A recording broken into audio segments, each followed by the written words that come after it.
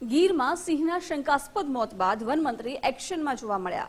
Jasadhar range અને animal care centre ખાતે વનમંત્રી પહોંચ્યા। અર્જુનભાઈ મોઢવાડિયાએ અધિકારીઓ સાથે સમીક્ષા કરી હતી। સૌથી વધુ ગીર પૂર્વ અને પશ્ચિમ બોર્ડરમાં સિંહોના મોત થયા છે। આ વિસ્તારમાં સમીક્ષા કરવા માટે અર્જુનભાઈ મોઢવાડિયા પહોંચ્યા। કેટલીક ફરિયાદ બાદ વનમંત્રી પોતે સમીક્ષા કરવા માટે આજે પહોંચ્યા છે। જે કેઝ્યુઅલિટી છે એ ખૂબ કંટ્રોલમાં રહી છે। ખાસ કરીને 500 કરતાં વધારે સિંહો જે આ વિસ્તારના છે એને ડીટિકિંગ કરવાની અને ડીવર્મિંગ કરવાની પ્રક્રિયા છે એ પૂરી કરી લીધેલી છે।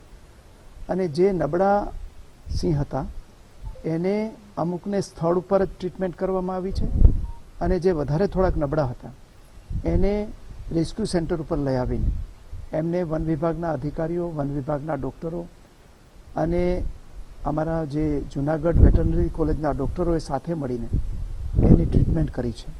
અને આજે જે રેસ્ક્યુ કરેલા સિંહો છે એ એકદમ સાજા થવાની તૈયારીમાં છે અને ટૂંક સમયમાં એને રિલીઝ કરવામાં આવશે।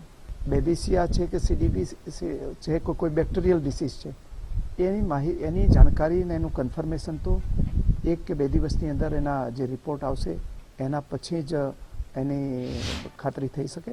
ગીર પૂર્વ અને ગીર પશ્ચિમ વિસ્તારમાં સિંહોની મોતની ઘટના બાદ છે રાજ્યના વનમંત્રી અને પર્યાવરણ મંત્રી જે છે અર્જુનભાઈ મોઢવાડિયા છે તે અમરેલીના જસાધાર ખાતે પહોંચ્યા છે। અમને દ્રશ્યો દેખાડીશ કે હાલ જે રાજ્યના વનમંત્રી છે અર્જુનભાઈ મોઢવાડિયા તે જસાધાર ખાતે પહોંચ્યા છે અને 22 જેટલા સિંહોને છે તે ઓબ્ઝર્વેશન માટે રાખવામાં આવ્યા છે ને જે સેન્ટર છે ત્યાં તેને સિંહોની જે સમીક્ષા કરી જે અધિકારીઓને છે સૂચના પણ આપવામાં આવી છે। જૈનિક સુત્રા, ગુજરાત ફર્સ્ટ।